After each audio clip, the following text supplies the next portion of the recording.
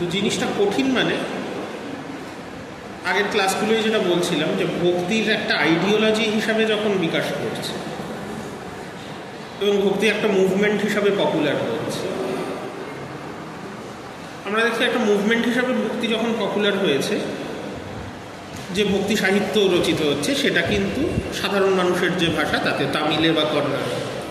কিন্তু যেহেতু এই ভক্তি আইডিওলজিটা আসছে পৌরাণিক টেক্সটগুলোকে আশ্রয় করে, যেগুলো সংস্কৃত টেক্সট, এবং ব্রাহ্মণ্য ধর্মের মধ্যেই ভক্তি থাকছে, একমাত্র ওই বীরশৈবদের মতো কোনো কোনো সেক্ট হতে পারে যারা ব্রাহ্মণ্য ধর্ম ব্যাপারটাকে অগ্রাহ্য করার চেষ্টা করছে, তবু তারাও কোনো না কোনো ব্রাহ্মণিকাল টেক্সট, শৈব টেক্সটগুলোর উপর ভিত্তি করেই তাদের যে ধর্ম সেটা প্রচার করছে।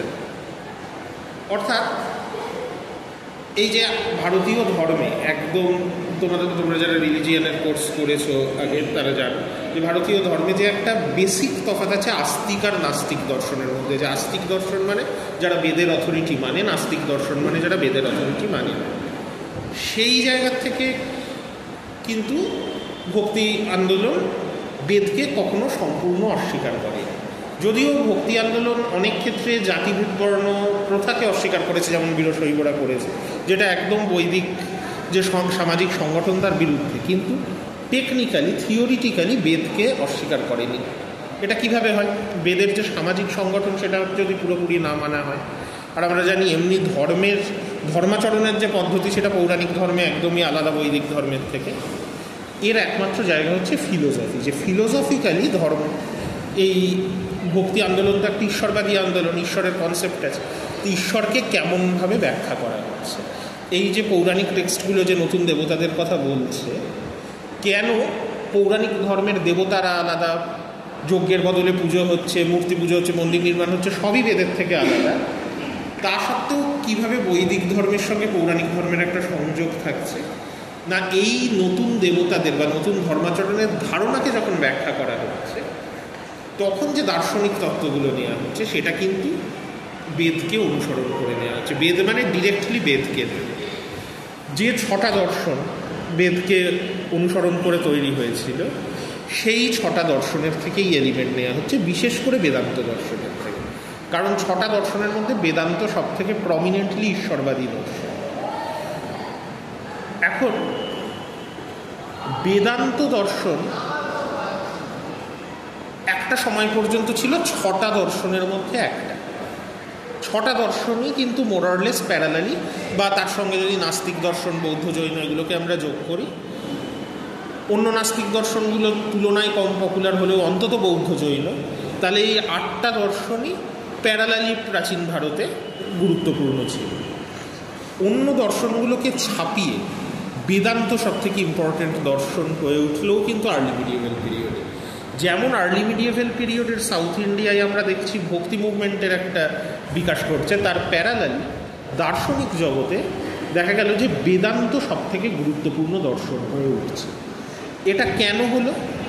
এখন আমরা যে ইতিহাস পড়ি তাতে বলা হয় যে 8ম শতাব্দীতে শঙ্করাচার্য বলে একজন দার্শনিক, যিনি কেরালায় জন্মেছিলেন কিন্তু নানা জায়গায় ঘুরে তার মতবাদ প্রচার করে, তাঁর হাত ধরেই বেদান্ত সব থেকে ইম্পর্টেন্ট দর্শন হয়ে উঠছে।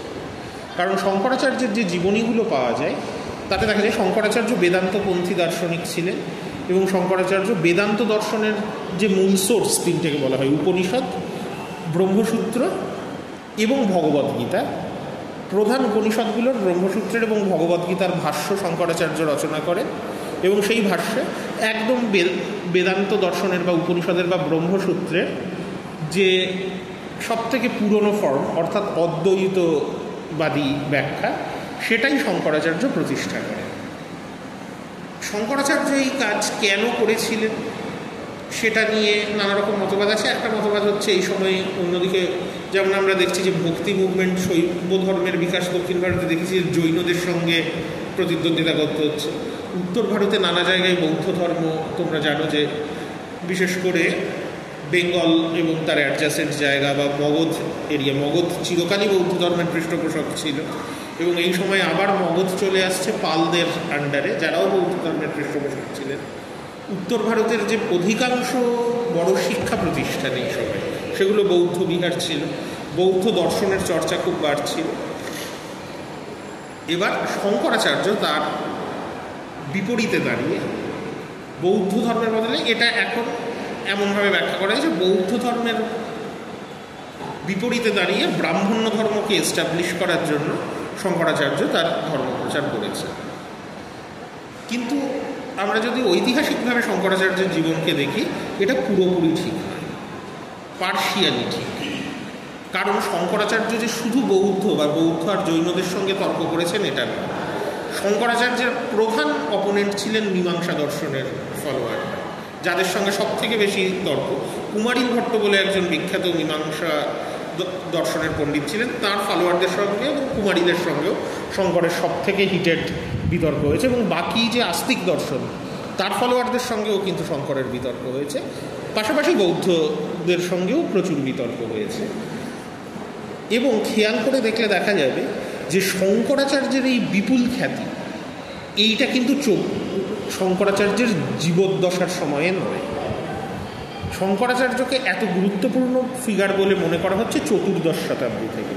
চতুর্দশ শতাব্দীর একজন অদ্বৈত বেদান্তপন্থী দার্শনিক যার নাম মাধবাচার্য, সেই মাধবাচার্য শঙ্কর দিগ্বিজয় বলে একটা জীবনী লেখেন শঙ্করাচার্যের, যেখানে তিনি বর্ণনা দেন শঙ্করাচার্য মাত্র 32 বছর বেঁচে ছিলেন, কিন্তু তার মধ্যে কিভাবে তিনি বিভিন্ন দর্শনের যারা প্রবক্তা তাদেরকে পরাজিত করছেন এবং বিশেষ করে বৌদ্ধদের উপর শঙ্করাচার্য কীভাবে জয়ী হচ্ছেন।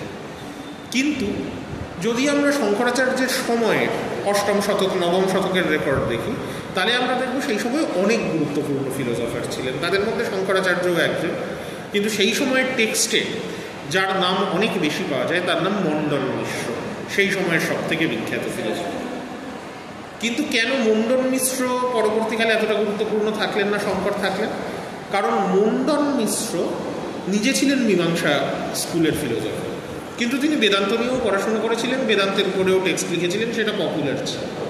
কিন্তু এই যে বেদান্তই ঠিক অন্যান্য দর্শনের বিপরীতে দাঁড়িয়ে জোর দিয়ে এই তর্কটা শঙ্করাচার্য করেছিলেন। এবং যেহেতু পরবর্তীকালে ভক্তি মুভমেন্টও বেদান্তকে ব্যবহার করতে থাকে, বেদান্তের পপুলারিটি অনেক বাড়তে থাকে, পরবর্তীকালে শঙ্করাচার্য একমাত্র গুরুত্বপূর্ণ ফিগার হিসাবে উঠে আসে। তাছাড়া শঙ্করাচার্য কিছু সাংগঠনিক কাজ করেছিলেন, যে জিনিসটা তার একটা খ্যাতি গড়ে তুলতে সাহায্য করেছে, যে শুধু উনি দার্শনিক মতবাদ প্রচার করেছিলেন। এবং এই সাংগঠনিক কাজেই বৌদ্ধ ধর্মের বিপরীতে যে শঙ্করাচার্য দাঁড়াচ্ছিলেন, এই ধারণাটা তৈরি হওয়ার কারণ যে বৌদ্ধ ধর্ম একটা অনেকটাই অর্গানাইজড রিলিজিয়ান। এই যে বিখ্যাত বৌদ্ধ বিহারগুলোর কথা বলা হচ্ছে সেই সময়, তো শঙ্করাচার্য মনে করেছিলেন এতদিন ব্রাহ্মণিক্যাল ফিলোসফাররা দার্শনিক আলোচনা করছিলেন, সংগঠনের দিকে ততটা নজর দেন। শঙ্করাচার্য কিন্তু সংগঠনের দিকে নজর দেন। এইটা করতে গিয়ে শঙ্করাচার্য সন্ন্যাসী সংঘ স্থাপন করে এবং তাদেরকে 10টা সম্প্রদায়ে বিভক্ত করেন, একটা অর্গানাইজেশন তৈরি করে। এখনও হিন্দু ধর্মে যত সন্ন্যাসী সম্প্রদায় আছে তার মধ্যে শঙ্করাচার্যপন্থী যে সন্ন্যাসী সম্প্রদায়গুলো তারা সব থেকে গুরুত্বপূর্ণ। তো এই কাজটা শঙ্করাচার্য করেন। এবং শঙ্করাচার্য, এক্ষুনি আমরা যে দর্শন আলোচনা করব, শঙ্করাচার্য নিজে ভক্তিবাদে বিশ্বাসী ছিলেন না, কিন্তু তোমরা জানো শঙ্করাচার্যের মঠ কোথায় কোথায় আছে যদি দেখা হয়, 6টা জায়গায় শঙ্করাচার্যের মঠ আছে। তার 4টি কিন্তু বৈষ্ণবরা যে 4টে জায়গাকে 4 ধাম বলে সেই সমস্ত জায়গায়। শৈবদের মধ্যেও আবার শঙ্করাচার্যের ব্যাপক পপুলারিটি আছে। বাকি যে 2টো 4 ধামের বাইরে, তার মধ্যে একটা কাশীতে, যেটা শৈব ধর্মের একটা অন্যতম প্রধান জায়গা। তো এই মঠগুলো শঙ্করাচার্যের জীবৎকালে তৈরি হয়েছিল কিনা এটা নিয়ে বিতর্ক আছে, কিন্তু সন্ন্যাসী সম্প্রদায়গুলো শঙ্করাচার্য অর্গানাইজ করছিলেন, সেটা ঠিক। কারণ শঙ্করাচার্য ওই হেটেরোডক্স রিলিজিয়ানের মতোই এর আগে অবধি ব্রাহ্মণ্য ধর্মে সন্ন্যাসের খুব গুরুত্ব ছিল। একটা সময় অবধি তো ব্রাহ্মণ্য ধর্ম গার্হস্থ্যকেই সব থেকে গুরুত্ব দিত, সন্ন্যাসকে খুব একটা ভালো চোখে দেখতো না। পরে সন্ন্যাসকে একটা জায়গা দেওয়া হলো যে 4টে আশ্রমের মধ্যে শেষ আশ্রম হিসাবে, তারপরে লোকে ইন্ডিপেন্ডেন্টলি সন্ন্যাসী হওয়াও শুরু করলো। কিন্তু শঙ্করাচার্যই হিন্দু ধর্ম পরে যেটা হচ্ছে বা ব্রাহ্মণ্য ধর্মে সন্ন্যাসীদের এখন যে মর্যাদা দেখা যায়, যে ধর্মের প্রচারকদের মধ্যে সন্ন্যাসীরা একটা অন্যতম জায়গায়, এটা কিন্তু শঙ্করাচার্যের হাত ধরেই তৈরি। এইখানে শঙ্করাচার্য যেমন বৌদ্ধ জৈন ধর্মের অপোজিট একটা ইনস্টিটিউশনাল জায়গা তৈরি করলেন, তেমনি শঙ্করাচার্য বললাম যে তার জীবদ্দশায় কিন্তু এতটা পপুলার ছিলেন না পরে যতটা হয়েছেন। তার কারণ অনেক ব্রাহ্মণ্য দার্শনিক কিন্তু শঙ্করাচার্যের সমালোচনা করেছেন, এইটা বলে যে তিনি আসলে ছদ্মবেশী বৌদ্ধ। এই কথাটা শঙ্করাচার্যের নামে বারবার বলা হয়েছে। তাহলে যিনি বৌদ্ধ ধর্মের বিরুদ্ধে এত তর্ক করলেন তাকে ছদ্মবেশী বৌদ্ধ কেন বলা হচ্ছে? একটা ধর্মের বিরুদ্ধে বা একটা দর্শনকে খণ্ডন করতে হলেও তোমায় সেই দর্শনটা খুব গভীরভাবে জানতে হবে, পড়তে হবে। এইটা পড়তে গিয়ে যেটা দেখা যায় যে শঙ্করাচার্য যে বৌদ্ধদের সঙ্গে তর্ক করছেন তারা বেশিরভাগই বজ্রযান বৌদ্ধ। এই সময় বজ্রযান বৌদ্ধ ধর্মের বিকাশ করছে। বজ্রযান বৌদ্ধ ধর্ম কি? মূলত তান্ত্রিক বৌদ্ধ ধর্ম, বা অনেক ক্ষেত্রে মহাযানদের সঙ্গেও তর্ক করেছেন, যে মহাযানরা বুদ্ধ বোধিসত্ত্ব এদের উপাসনা করেন। অর্থাৎ এই বৌদ্ধ ধর্ম কিন্তু ব্রাহ্মণ্য ধর্মের অনেক কাছাকাছি, মূর্তি পূজায় বিশ্বাসী, তন্ত্রে বিশ্বাসী বৌদ্ধ ধর্ম। এদেরকে খণ্ডন করতে শঙ্কর যে যুক্তি ব্যবহার করলেন, যে যুক্তি দিয়েই উনি উপনিষদ, ব্রহ্মসূত্র এবং গীতাও ব্যাখ্যা করলেন, সেই যুক্তির কিন্তু অনেকটাই বৌদ্ধদের থেকে নেন। এবং শঙ্কর যে সন্ন্যাসী সংঘ অর্গানাইজ করলেন সেটা অবশ্যই বৌদ্ধ জৈনদের অনুকরণে। প্লাস শঙ্কর কীভাবে বেদান্তকে ব্যাখ্যা করলেন, শঙ্করের যেটা সবথেকে বিখ্যাত শ্লোক, যে শঙ্কর বলছেন যে শ্লোকার্ধেন প্রবক্ষ্যামি সর্ব বেদান্ত সংগ্রহম, যে আধখানা শ্লোকে, অর্থাৎ দুটো লাইন মিলে একটা শ্লোক। তো প্রথম লাইনটাই কিছু বলা নেই, শুধু বলা আছে বাকি আধখানায় যেটা বলা হচ্ছে সেটাই হচ্ছে বেদান্ত দর্শনের সার। সেটা কি? ব্রহ্ম সত্যম জগন্মিথ্যা জীব ব্রহ্ম না পড়া। ব্রহ্ম একমাত্র সত্য এবং জীব, জীব বলতে এখানেও দেখো শঙ্কর এই শ্লোকে কিন্তু আত্মা শব্দটা ব্যবহার করেন, অন্য অনেক জায়গায় করেছেন। জীব শব্দটা কিন্তু বৌদ্ধ জৈনরাই সাধারণত আত্মাকে বোঝাতে ব্যবহার করতেন। যাই হোক, তো শঙ্কর বলছেন এই জীবাত্মা এবং পরমাত্মা, ব্রহ্ম এবং আত্মা এরা আলাদা, এটা উপনিষদেরই কথা। কিন্তু এর বেসিসে শঙ্কর একটা ব্ল্যাঙ্কেট স্টেটমেন্ট দিচ্ছেন, যেটা উপনিষদ এত জোর দিয়ে বলেনি, যে জগৎ মিথ্যা। শুধু ব্রহ্ম সত্য নয়, জগৎ মিথ্যা। অর্থাৎ জগতে আমরা যা দেখছি সবই মায়া। তাহলে জ্ঞান হচ্ছে মুক্তির একমাত্র উপায়। আমরা মায়ায় কেন আবদ্ধ হয়ে আছি? এর কারণ শঙ্কর বলছেন তৃষ্ণা, বাসনা। এই একই শব্দ অ্যাকচুয়ালি শঙ্কর প্রাচীন বৌদ্ধ ধর্মের টার্ম ব্যবহার করছেন, থেরবাদী বৌদ্ধ ধর্মে, যে বুদ্ধ বলেছিলেন তন্মহা বা তৃষ্ণা হচ্ছে দুঃখের কারণ, যার জন্য দুঃখময় জগতে সবাই আবদ্ধ থাকে, এবং সেখান থেকে মুক্তি পাওয়ার উপায় হচ্ছে বাসনাকে জয় করা, সেলফ ডিসিপ্লিনিং, যেটা সন্ন্যাস নিলে সম্ভব হয়। এবং জ্ঞান হচ্ছে মুক্তির একমাত্র উপায়। এই প্রত্যেকটা কথা শঙ্করাচার্য বলেছেন, কিন্তু অবশ্যই তিনি বেদান্ত দর্শনকে ব্যবহার করে বলেছেন। এখানেই বুদ্ধের সঙ্গে শঙ্করাচার্যের তফাৎ, যে শঙ্করাচার্য ঈশ্বরবাদী দর্শন প্রচার করছেন, বুদ্ধ সেটা করেন। এই জিনিসটা শঙ্করাচার্যের নতুন। বৌদ্ধ ধর্ম মহাযানদের মধ্যেও কিছুটা এই প্রবণতা যোগাচার দর্শনে দেখা যাচ্ছিল। আবার অন্যদিকে আমরা দেখতে পাচ্ছি যে শঙ্করাচার্যের আগে বেদান্তের একজন দার্শনিক, গৌড়পাদ তার নাম, তিনি বেঙ্গলেরই একজন দার্শনিক।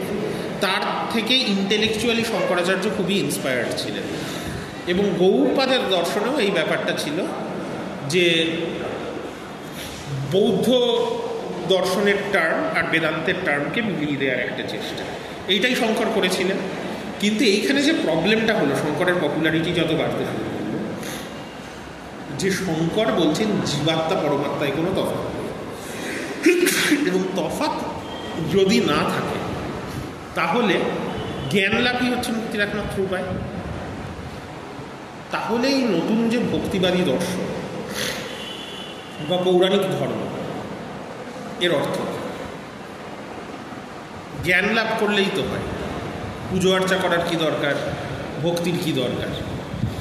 তাই বেদান্ত দর্শনের মধ্যে এই ব্যাখ্যাটাই যদি স্বীকৃত ব্যাখ্যা হয়, অদ্বৈত বেদান্ত ব্যাখ্যা, তাহলে দার্শনিকভাবে পৌরাণিক ধর্ম এবং ভক্তিবাদকে ডিফেন্ড করা যায় না।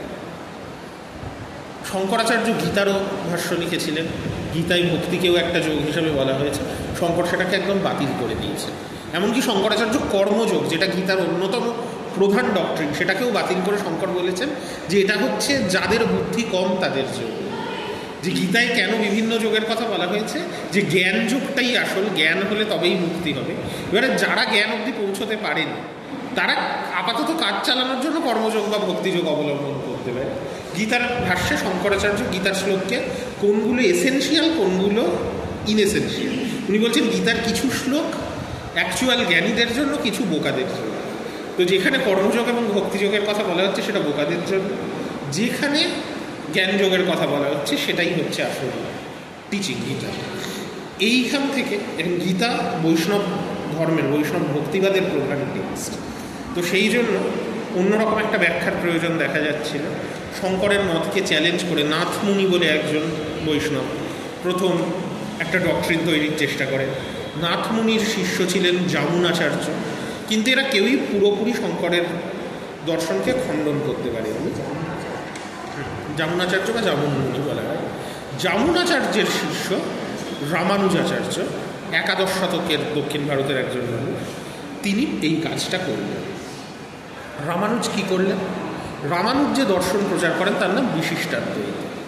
রামানুজ প্রথম জীবনে অদ্বৈত বেদান্তেরই ছাত্র ছিলেন এবং যাদব প্রকাশ বলে একজন অদ্বৈত বেদান্ত দার্শনিকের কাছে শিক্ষা নিতে গিয়ে রামানুজের বারবার মনে হলো শঙ্করাচার্যের যে ভাষ্য উপনিষদের তাতে সীমাবদ্ধতা আছে, এবং এটাকে চ্যালেঞ্জ করে পরে রামানুজ যাদব প্রকাশের মতকে খণ্ডন করেন এবং যামুনাচার্যর শিষ্য হন এবং পরে নিজেই একজন বিখ্যাত গুরু হন।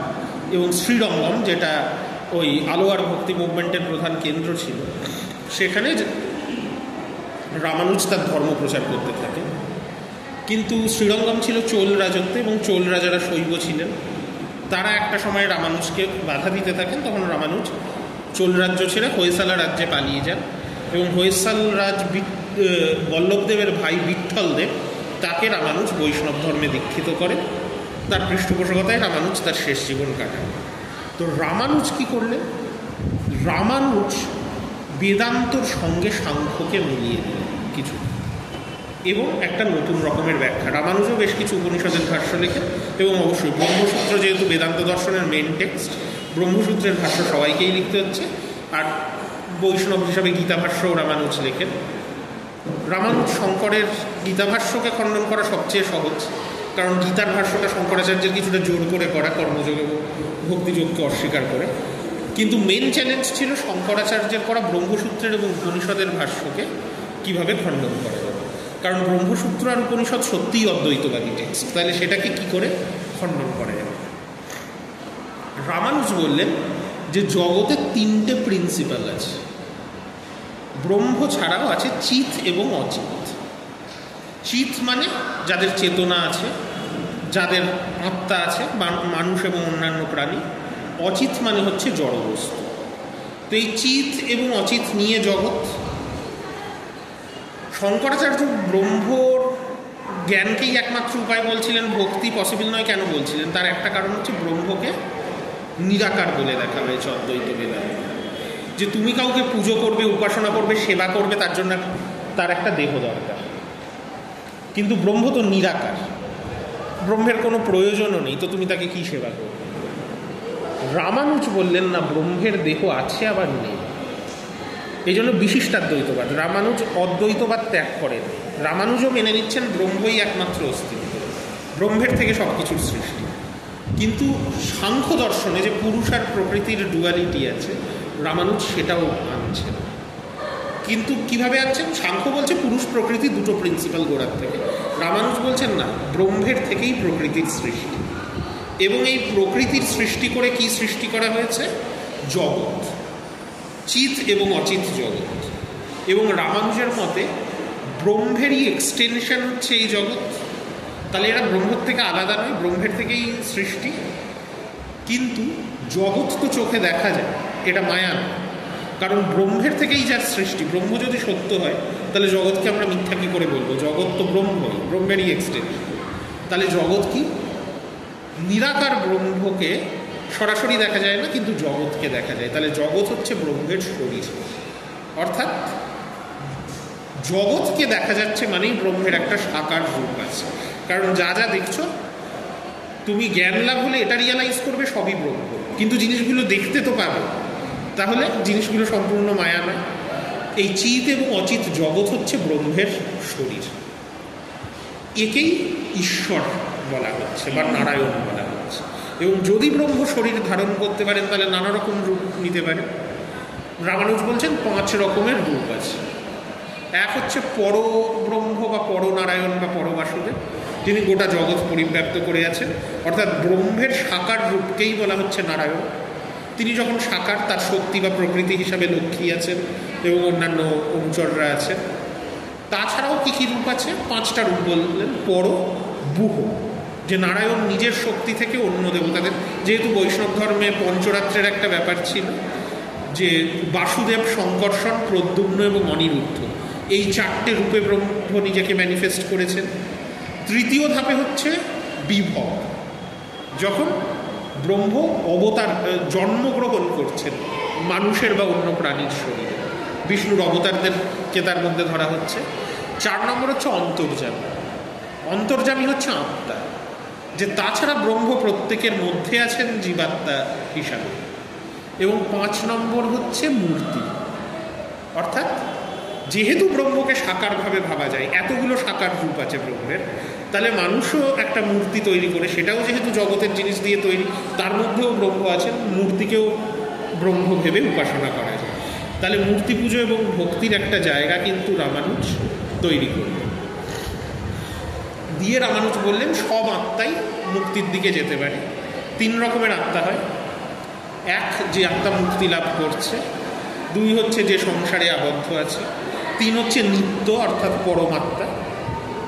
তো যে আত্মা আবদ্ধ আছে, বদ্ধ আত্মা মুক্ত আত্মার জায়গায় যেতে পারে, এবং মুক্ত আত্মা হওয়ার পরের ধাপে সে নিত্য আত্মার সঙ্গে মিশে যেতে পারে। অর্থাৎ অদ্বৈত বেদান্তের মূল প্রেমাইসকে রামানুজ বাদ দেননি, কিন্তু তার মধ্যে ভক্তিবাদের একটা জায়গা রেখেছে। রামানুজের ফলোয়াররা 2 ভাগে বিভক্ত। একটা ভাগ নিজেদের বলে বড়কালাই বা উত্তরের ভাগ, আর একটার নাম টেঙ্কালাই বা দক্ষিণের ভাগ। এই উত্তর দক্ষিণ মানে কিন্তু উত্তর ভারত দক্ষিণ ভারত নয়, রামানুজের ফলোয়াররা সবাই দক্ষিণ ভারতের, এগুলো এদের নাম। তো বড়কালাই আর টেঙ্কালাইদের তফাৎ হচ্ছে এই ভক্তি নিয়ে। রামানুজ ভক্তি বলতে বুঝেছেন ধ্যান, যোগ, মূর্তির সেবা ইত্যাদি। তাহলে সাধারণত ভক্তি বলতে আমরা যেটা বুঝি যে দেবতার প্রতি ভালোবাসা, আত্মসমর্পণ, তার জন্য রামানুজ একটা অন্য শব্দ ব্যবহার করেছেন, প্রপত্তি। তো এই প্রপত্তি জিনিসটা কতটা ইম্পর্টেন্ট, এটা নিয়ে বড়কালাই এবং তেঙ্কালাইদের তর্ক আছে। বড়কালাইরা একটু কনজারভেটিভ। বড়কালাইরা গীতার তত্ত্বে বিশ্বাসী। তারা মনে করেন যে কর্ম, ভক্তি, জ্ঞান সবকটা পথই ভ্যালিড। তাহলে প্রপত্তিও হচ্ছে একটা পথ। কেউ কর্মযোগীও হতে পারেন, কেউ জ্ঞানযোগীও হতে পারেন, আবার কেউ প্রপত্তির পথেও যেতে পারেন। এবং প্রপত্তির পথে মানুষ কখন যায়, এটা তার মানে মানুষের নিজের চয়েস, সে কোন পথে যায়। এটা বড়কালাইরা মনে করেন। টেঙ্কালাইরা মনে করেন যে না, ভক্তি ছাড়া মুক্তি সম্ভব নয়, ভক্তি সর্বোচ্চ প্রিন্সিপাল। এবং এই প্রপত্তি, যেহেতু ভক্তি ছাড়া মুক্তি সম্ভব নয়, এই প্রপত্তি সব মানুষেরই কখনো না কখনো আসবে, তাকে সেটা ঈশ্বর দেবে। ঈশ্বর না দিলে মানুষের মধ্যে প্রপত্তি জন্মাতে পারে না। এবং এই কারণে টেঙ্কালাইরা মনে করেন সমস্ত মানুষ সমান, কারণ সমস্ত মানুষ ঈশ্বরের সৃষ্টি, সবারই প্রপত্তি হতে পারে। বড়কালাইরা কিন্তু সামাজিক নিয়মকানুন, যেহেতু কর্মযোগ্যও তারা স্বীকার করছে, বর্ণাশ্রম ধর্ম, সামাজিক নিয়মকানুন বড়কালাইরা স্বীকার করেন, টেঙ্কালাইরা করেন। কিন্তু এরা সবাই রামানুজের দর্শনে বিশ্বাসী। তো এই বিশিষ্টাদ্বৈতবাদের বিকাশের ফলে ভক্তিবাদ একটা দার্শনিক ভিত্তি পেল। কিন্তু এখানেও বুঝতে পারছো যে অনেকেরই মনে হবে জ্ঞানযোগের একটা প্রাধান্য এর মধ্যে আছে। টেঙ্কালাইরা সেটাকেই অস্বীকার করে ভক্তিই প্রধান এইটা বলার চেষ্টা করছে। কিন্তু রামানুজের প্রায় 1 শতাব্দী পরে, 12শ শতাব্দীতে মধ্বাচার্য বলে আরেকজন দার্শনিক বেদান্তের সম্পূর্ণ অন্য ব্যাখ্যা দিলেন, যেখানে তিনি সম্পূর্ণ ভক্তিবাদী ধর্মচর্যার একটা জায়গা তৈরি করলেন। তো এইটার নাম, এই ব্যাখ্যার নাম দ্বৈতবাদ। দ্বৈতবাদে মধ্বাচার্য যা করলেন, অনেকেই বলেন যে মধ্বাচার্য সুযোগ থাকলে মধ্বাচার্য উপনিষদ এবং ব্রহ্মসূত্রকে বাদ দিয়ে তার দর্শন প্রচার করতেন, কিন্তু সেটা সম্ভব নয়, কারণ ততদিনে বেদান্তই সব থেকে প্রমিনেন্ট দর্শন এবং উপনিষদ আর ব্রহ্মসূত্র মানতেই হবে। তাই শঙ্কর যেমন গীতাকে নিজের সুবিধা মতো ব্যাখ্যা করেছিলেন, মধ্বাচার্যও সেইটা করলেন, কিন্তু এটা অ্যাকচুয়ালি একদম ডিফারেন্ট একটা ফিলোসফি। সরাসরি উপনিষদ এবং ব্রহ্মসূত্রের সঙ্গে তার সম্পর্ক খুব ক্ষীণ, এক্সেপ্ট টার্মগুলো সেই জায়গার থেকে নেওয়া হয়েছে। তো মধ্বাচার্য বললেন 5 রকমের তফাৎ আছে, যেখানে শঙ্কর বলছিলেন সব এক, যে কোনো তফাৎ হচ্ছে মায়া। রামানুজ সেটা স্বীকার করেছেন যে সবই ব্রহ্ম, অ্যাকচুয়ালি কিছুর সাথে কিছুর তফাৎ নেই, কিন্তু রামানুজ চিৎ অচিৎ টার্মগুলো ব্যবহার করেছিলেন। মধ্বাচার্য বলছিলেন ব্রহ্ম একটা আলাদা বস্তু, ব্রহ্ম আর জগৎ এক না। ব্রহ্ম জগৎ সৃষ্টি করেছে, জগতে চিৎ আছে অচিৎ আছে, অর্থাৎ প্রাণী আছে যাদের আত্মা আছে, জড় বস্তু আছে। তাহলে 5 রকমের তফাৎ আছে, মোটেই সব কিছু এক নয়। মধ্বাচার্য তার সারা জীবন মূলত শঙ্করের অদ্বৈত বেদান্তকে চ্যালেঞ্জ করেছে, যে শঙ্কর বলছেন সব এক, মধ্বাচার্য বলছেন সব আলাদা। কি কি আলাদা? ব্রহ্ম আর জগৎ আলাদা।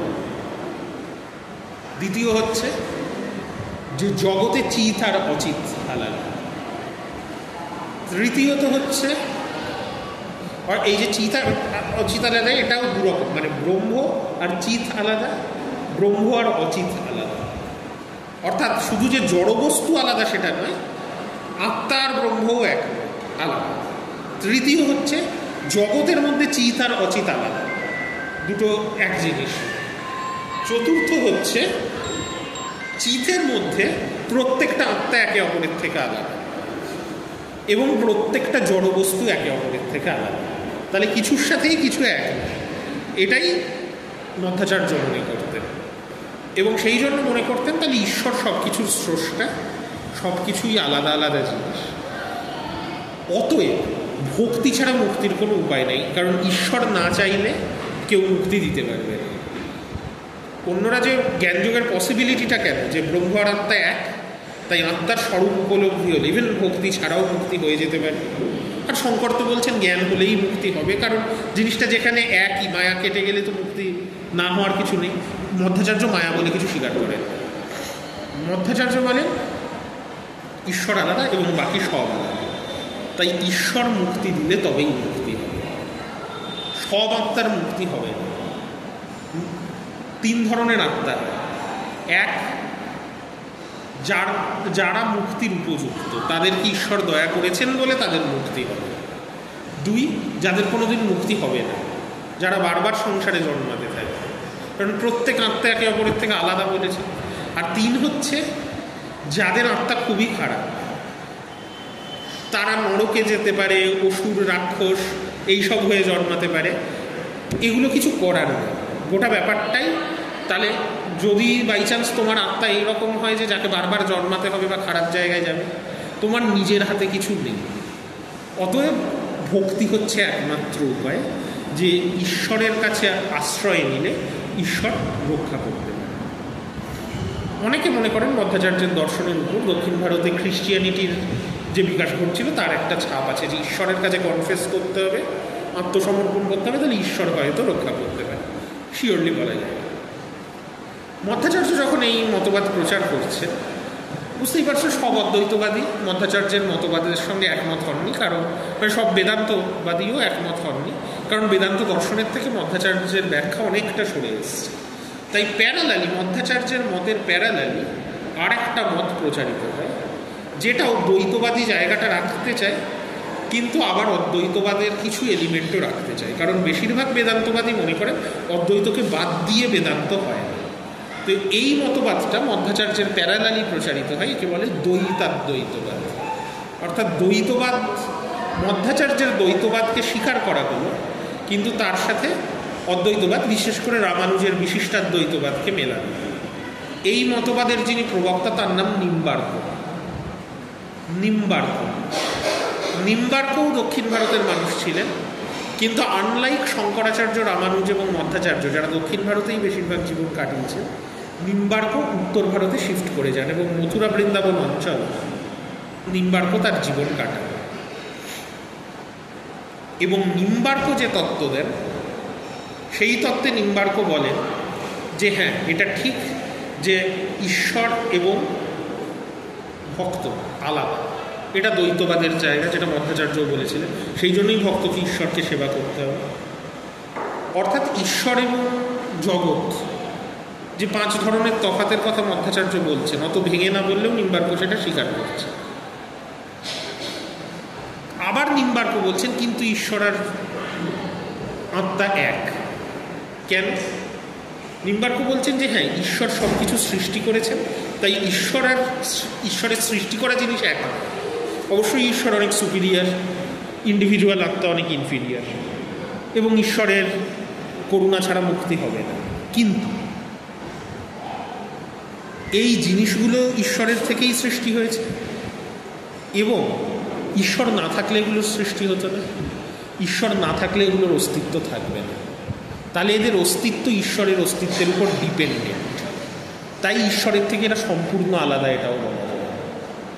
সেই দিক থেকে দেখতে গেলে ঈশ্বরই সব কিছু, যেটা অ্যাকচুয়ালি রামানুজ বলেছিলেন যে ঈশ্বরেরই এক্সটেনশন হচ্ছে জগৎ, সেই জিনিসটাই কিন্তু এরাও বলছেন। 1 সেকেন্ড, আচ্ছা কেটে গেছে, ঠিক আছে। তো এই হচ্ছে নিম্বার্কর ফিলোসফি। এবং এখন আর এসে কী করবো? হ্যাঁ ঠিক আছে, অ্যাটেন্ডেন্স দিস, ঠিক আছে, এলে বসো, হয়ে গেছে। তো যেটা বলছিলাম যে এর ফলে আর একটা জিনিস আমাদের খেয়াল করার লাস্ট, যে আমরা রামানুজ বা মধ্বাচার্যের তত্ত্ব যখন আলোচনা করছি, তারা ঈশ্বরকে কি নামে ডাকছে? মূলত নারায়ণ, কখনো কখনো বিষ্ণু, বুহর কথা বললে বাসুদেবের কথা এসছে। যদিও আলোয়ার ভক্তি মুভমেন্টের দ্বারা রামানুজ প্রভাবিত হয়েছিল, কিন্তু যখন এরা ফিলোসফাইজ করেছে, এদের দর্শনে কিন্তু নারায়ণ বা বিষ্ণু আইডেন্টিটিটাই প্রাধান্য পেয়েছে। আলোয়ার ভক্তি মুভমেন্টে কৃষ্ণ ছিলেন কেন্দ্রে, বিষ্ণুর মতোই ইম্পর্টেন্ট হচ্ছেন কৃষ্ণ, কিন্তু রামানুজের তত্ত্বে কৃষ্ণের নাম প্রায় নেই, এক্সেপ্ট যখন বুকের কথা বলতে গিয়ে বাসুদেব নামটা বলছে। একইভাবে মধ্বাচার্যও বিষ্ণুর কথা বলছেন, কৃষ্ণের কথা ততটা নয়। কিন্তু দেখা যাচ্ছে কৃষ্ণ অবতার এবং তার কাহিনী একটা নতুন পপুলারিটি পেয়েছে উত্তর ভারতে বা পূর্ব ভারতে, যখন জয়দেব গীতগোবিন্দ লিখছেন ওই 12 শতকে। জয়দেবের গীতগোবিন্দ কৃষ্ণ ভক্তির একটা নতুন ব্যাখ্যা দিচ্ছে, যে কৃষ্ণের আগের কাহিনী বদলে যাচ্ছে। মহাভারতের কৃষ্ণের থেকে কৃষ্ণের যে গোপালক জীবন, তার একটা প্রাধান্য তৈরি হচ্ছে, এবং রাধার মতো একটা নতুন ক্যারেক্টার কৃষ্ণের সঙ্গিনী হিসাবে উঠে আসছে। নিম্বার্ক যখন মথুরা বৃন্দাবনে আসছেন, তত সেইখানেও কিন্তু এই ধারণা পৌঁছে গেছে। তাই রামানুজ বা মধ্বাচার্য যখন ঈশ্বরের মুক্তির কথা বলছেন, বিষ্ণুর কথা বলছেন, বিষ্ণুর প্রকৃতি বা শক্তি হিসাবে লক্ষ্মীর কথা বলছেন। মধ্বাচার্য যখন বলছেন, বেশিরভাগ সময় কৃষ্ণের কথা বলছেন, এবং কৃষ্ণের শক্তি হিসাবে রাধার কথা বলছেন। এইটাও মধ্বাচার্যের সঙ্গে, এই নিম্বার্কর সঙ্গে বাকিদের একটা তফাৎ। তো এই 4টে বেদান্তের প্রধান ব্যাখ্যা, যে অদ্বৈতবাদ, একটু দাঁড়া, তো অদ্বৈতবাদ, বিশিষ্টাদ্বৈতবাদ, দ্বৈতবাদ আর দ্বৈতাদ্বৈতবাদ, এই 4 রকমের দার্শনিক ব্যাখ্যা দিয়ে কিন্তু বেদান্তকে দাঁড় করানো হয়েছে। পরে মধ্যযুগে একটা 5th ব্যাখ্যা বল্লভাচার্য বলে একজন শুদ্ধাদ্বৈতবাদ বলে আর একটা মতবাদ প্রচার করেন, সেটাই আর যাচ্ছে না। কিন্তু এই আলোচনাটা, এরপর আমরা মধ্যযুগীয় ভক্তিতে যাব, ততদিনে এই জিনিসটা আমাদের, এই ব্যাকগ্রাউন্ডটা শুধু দক্ষিণ ভারতের ভক্তির জন্য জরুরি নয়। তার মানে ভক্তির সঙ্গে বেদান্ত দর্শনের একটা সম্পর্ক কিন্তু ওয়েল এস্টাবলিশড অলরেডি হয়ে গেল। এবং আমরা নিম্বার্ককে দিয়ে দেখতে পাচ্ছি এই আইডিয়া কিন্তু নর্থ ইন্ডিয়াতেও পৌঁছে গেল। এইবার বেদান্তের ব্যাখ্যায় 2টো প্রধান ধারা আছে, যে আমরা 4টে ধারার কথা আলোচনা করলাম, কিন্তু আমরা অ্যাকচুয়ালি শঙ্করাচার্যকে একদিকে রাখতে পারি আর বাকিদের আর একদিকে রাখতে পারি। যে শঙ্করাচার্য নিরাকার ব্রহ্মের কথা বলছে, শঙ্করাচার্যের ব্রহ্মের কোনো দেহ নেই, এবং দেহ নেই মানে কোনো গুণও নেই পার্টিকুলারলি। গুণ বলতে স্পেসিফিক ক্যারেক্টারিস্টিক, যেটা দেহ থাকলে। বাকিদের ক্ষেত্রে ব্রহ্মের একটা দেহ আছে, রামানুজের ক্ষেত্রে সেই দেহটা মেটাফরিক্যাল, মধ্যাচার্য বা নিম্বার্ক অ্যাকচুয়ালি দেহধারী ঈশ্বরের কথা বলছে। তাহলে ব্রহ্মকে বেদান্ত দর্শনে দুভাবে ভাবা যায়, দেখা যাচ্ছে নিরাকার নির্গুণ হিসাবে, সাকার এবং সাকার হলে সগুণ। তার কিছু ক্যারেক্টারিস্টিক্স আছে মধ্যাচার্য বলছেন, যে জন্য ব্রহ্ম আর আত্মা এক নয়, যে ব্রহ্মের গুণ অনেক বেশি, আত্মার এত গুণ নেই। মধ্যযুগের ভক্তিতে আমরা দেখতে পাবো উত্তর ভারতের যে ভক্তি আন্দোলন, সেটা কিন্তু এই দুটো ধারায় বিভক্ত হয়ে যাচ্ছে। উত্তর ভারতের ভক্তি আন্দোলন নির্গুণ ভক্তি আর সগুণ ভক্তি, এইটাই আমরা পরের ক্লাসে আলোচনা করব। ঠিক আছে, তোমাদের দিয়ে দিয়েছি অ্যাটেন্ডেন্স, শুধু মৃণালেরটা তোমাদেরগুলো বলে দিয়েছে।